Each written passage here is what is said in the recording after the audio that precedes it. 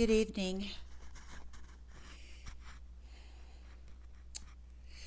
I don't suppose maybe that you all could just pause for a moment. I mean, you all that were involved in targeting me, attacking me, I just want you to pause for a moment and think about it. Some of the information coming up is talking about fairness. And I want to speak to you about fairness. What is fair? Oh, it's not fair that she gets this or that or what, I don't want to hear it because of all the people that didn't get treated fairly, that would be me. You took complete and total advantage of me and made decisions, many of you illegal decisions, without doing your due diligence. Number one, we all have the right in this country to due process. Now consider for a moment why I was not invited to a court case involving myself. Let's start there. And that the courts were aware that they were not allowing me to be there for any made-up reason. But the courts themselves, didn't do their due diligence either. Each one of us, I don't care if we're batshit crazy, have the right to have a fair trial in front of a fair judge. We do. And so that is the first and probably one of the most offensive parts of this, because for me, because you are not only breaking someone's rights, you're breaking a constitutional right, a person in your country. It's a much bigger deal than just your little community. It's huge, okay? So that's the first grandiose, unfair situation in this horrible story. Okay, now I want to talk about a different unfairness. Consider, nobody really knows the intricacies of anybody's marriage, really, or they shouldn't, right? And for the fact that I didn't get this court hearing, I have to come on here in front of the world and give them my testimony because I wasn't invited to my own court hearing regarding money that belonged to me, okay? Which you really did yourselves a disservice because now the whole world is gonna know what you did. and yet I am supposed to have compassion for all of you when you wanted me dead, pure and simple dead. You didn't care what you did to me. You didn't care what you said about me behind my back. You didn't care one bit about stealing money from me, not telling me the truth about my family. All of these lies, that just have perpetuated year after year after year. And you want to talk to me about what fair is. Wow. Let's stew in that for a second. I can't even wrap my head around it, to be honest with you. It's so, in fact, it's so ugly that it's pointless to get mad because it's just gross. I would rather go throw up than get mad because it's that sickening. It's like, really? You guys lowered yourselves to behave that way? That's what you chose to do. And you did it behind religion. Wow. Oh, God loves us, and he knows that would be right for me to just want her dead and for me just to go ahead and steal her money and pretend like it was okay. She left me. Do you know that when I left Kent, that I didn't do that by myself? I was given help by a doctor and a nursing staff and a counselor that told me that me and my children were in harm's way by staying with him. No, we were going to get a divorce anyway. We were never going to be staying together. But when he had the brain tumor, I did everything I could. I was the one that bathed him. I was the one that dressed him. I'm the one that took him home.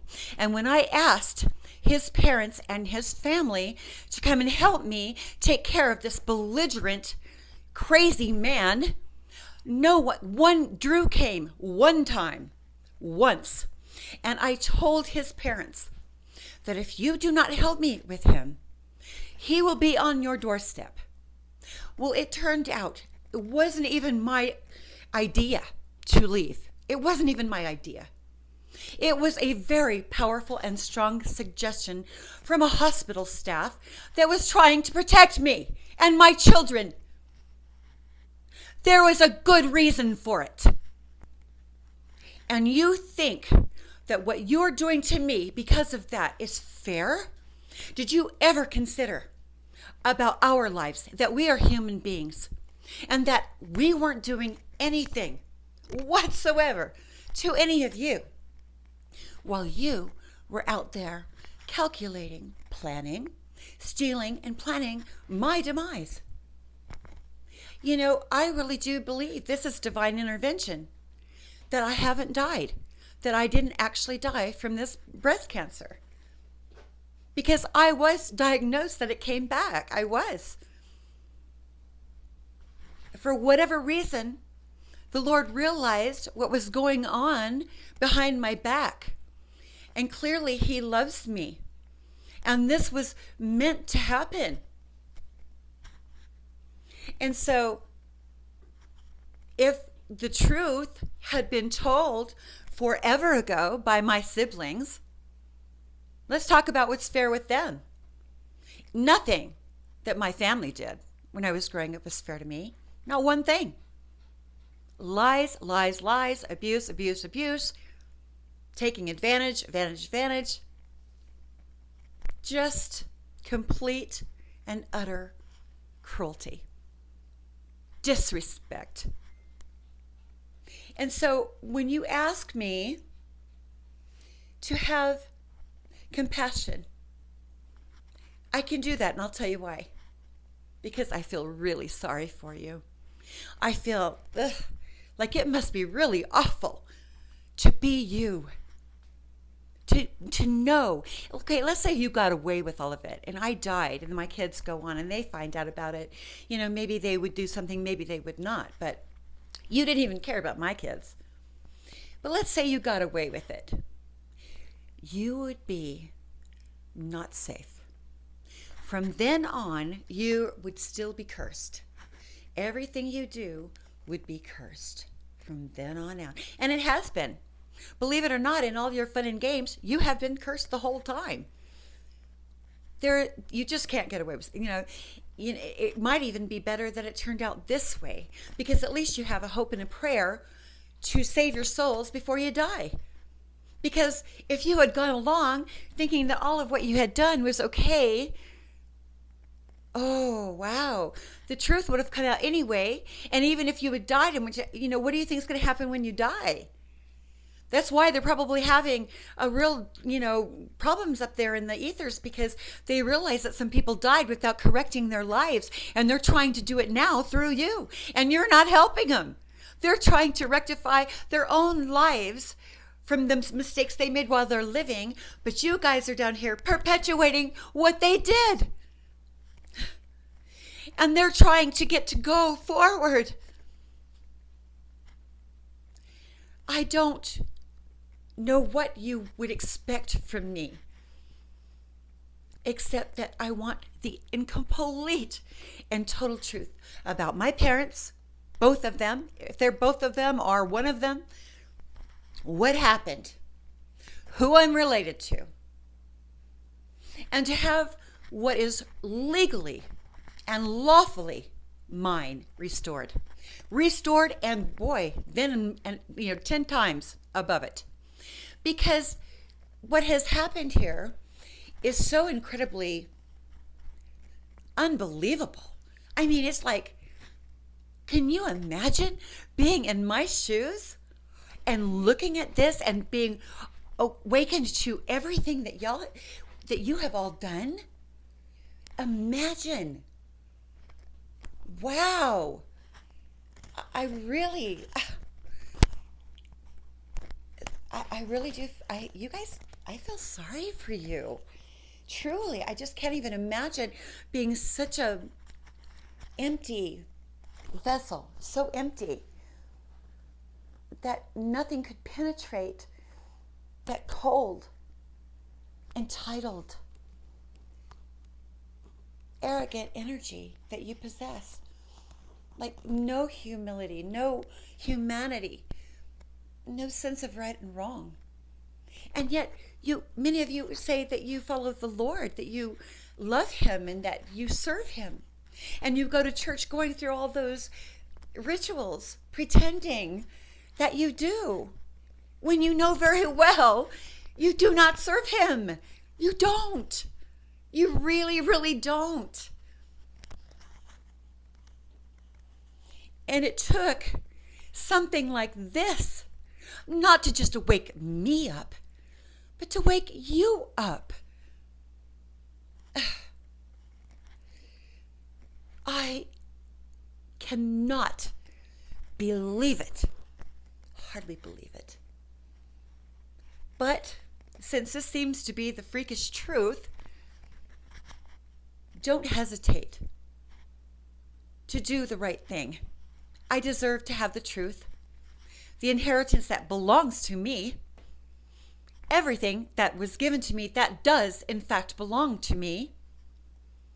I expect it to be returned, and then some, by leaps and bounds at this point, because you keep perpetuating it and dragging it out, saying, well, it's in God's timing. Well, you know what? Obviously, God is not here with you guys, and he's telling me to stand here and say this to you.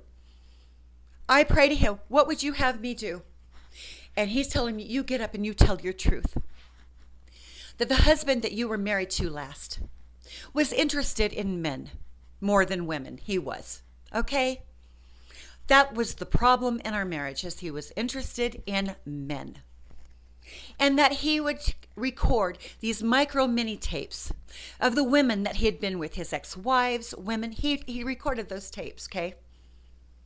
And I found out, Mr. Christiansen, that when I was married to you, that you took a private videotape, not just an audio tape, that you use those little micro tapes for your clients when you're doing a case, that you recorded a videotape of us in intimacy that you have chosen to share as if I were a prostitute. And you knowing very well that I have never been a prostitute, or that I'm a drug addict, or that I'm evil, or that I've done anything to you at all. Not at all. And you knew that if I was to show up in court, you all knew, if I was to show up in court, that I would be telling you these very things, and it would have shut it down immediately. But that would have been better, because now the whole world is going to know. They just will. They're going to know. And there's not one thing you can do about it, because you set it up. You set it up. You did this. And you just drug me along for the ride. Well, I am not going to stand here and just let you do it. And I wouldn't have 5 years ago, 10 years ago. The story would have been the same. You think I wouldn't have fought? Are you kidding? Of course I would have.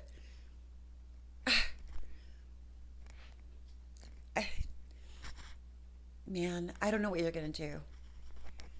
But I do know that the truth must come forward. That justice must be served. It must be. I am a living, breathing, abundant, loving person. A living person. A citizen of the United States of America. And I have constitutional rights that I very much intend to enforce. For myself and for my children. I have every right to do this. And I will pray for you along the way. I will, because you really need it. You must really need that. But to think that so many would be so corrupt that say they love the Lord. Don't you think the Lord knows Don't you think he knows that you're lying about your feelings, not just about me, but about him too? Don't you think he knows that you're fake? I assure you he knows. You haven't just offended me. You have offended the Most High God. You have on the earthly realm. You have, because you pretend to follow, and you do not in your hearts. You don't. And you are wearing your insides out, showing exactly who you really and truly are. And that's got to really stink. I'm sure it reeks. I do wish you the best. I do hope you get through this trauma you have created. I didn't create this.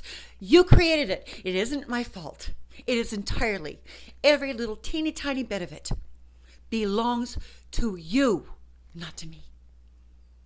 I wasn't doing anything to anyone at all.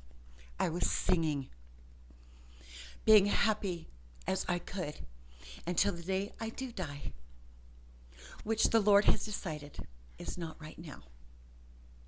You need to face the consequences. You need to take accountability, true accountability, for exactly what all of you did, from the top of the church to the bottom of the church, from this side of the United States to the other side, and whoever got involved in the world. Because it is that important. Each one of us are that important, and we are loved by the Most High God. And he knows when people follow him, and he knows when they do not. He knows when they do not. You cannot have my life, and you do not own me. You never did. Not ever. No power of attorney, no fake power of attorney, no fake death certificate or fake marriage certificates is going to change that. No fake birth certificate is going to change the fact that I'm alive and that I have a life and that I'm a good woman. I'm a good person. You will never be able to paint a picture of what you people think that I am or am not. You obviously haven't been paying attention to me my whole life, so you don't know what's even inside of me. You knew that I was kind. You knew that I was trusting. You knew that, and you took complete and total advantage of it. This is the truth. You have to live with that, all of you. All of this, knowing full well that I was a good person. That wasn't the problem. You had to paint this picture of me to be a bad person so that you could feel okay about stealing. Stealing someone's destiny, stealing someone's life, and everything that belonged to them. It wasn't that I did something wrong. It wasn't that I was a bad person. It was because I wasn't, and I was nice, and I trusted. Who would trust their family? I mean, really, don't trust your family. I mean, aren't they supposed to be the first people that you trust? Is your family? If you don't have that trust, and I clearly do not, it is time to cut these ties. I do not want to be involved with you ever again. I don't. I feel so much relief to know that I don't belong to you and that I have a chance to have a better life, maybe surrounding myself with people that actually do give a damn about me, that don't want to hurt me, that really do care. I want that chance. I deserve that chance to have genuine, loving people that can say something and I can know that they're telling me truthfully. I am so grateful that I have that hope, that my future, which is very much deserved, can go on without this constant oppression, with the constant lying, with the constant emotional, spiritual, even physical abuse that your wishes have showered down on me and others that just want to tell the truth. God help you and God be with you. Those that did this to me and also persecuted others so that they couldn't tell the truth, or that their eyes were veiled so they couldn't see the truth. For those of you that led others to do things that were evil. And for those of you that were soft enough in spirit that would be led to do something like that, knowing in your heart the whole time what they were suggesting was wrong, knowing that everybody has a right to attend a court proceeding involving them, knowing that and completely blowing it off, making sure someone didn't get their mail, putting them in complete harm's way. No home, no vehicle, no job. You just cut all the stops. You tried to destroy a person that was doing absolutely nothing to hurt you. Good luck with living with that. Really. And, you know, I still haven't received the truth. You want forgiveness. It's like you want the cart before the horse. Until I get the truth and everything is laid out on this table, there's no talk of complete forgiveness. How could there be? Because you haven't been contrite in any way. There's no contrition. You haven't come forward. You haven't given me the truth. I certainly don't have my money back. Nothing has happened. And yet you expect me to give everything to you because I am so stupid and so kind. Are you kidding? I don't think that if you were standing in my position, you would feel that way. You would feel probably a little more angry than me. I know in my heart what that would be like for you because I'm living it. I know what you would feel like if you were me because I'm living it. I'm living proof of it.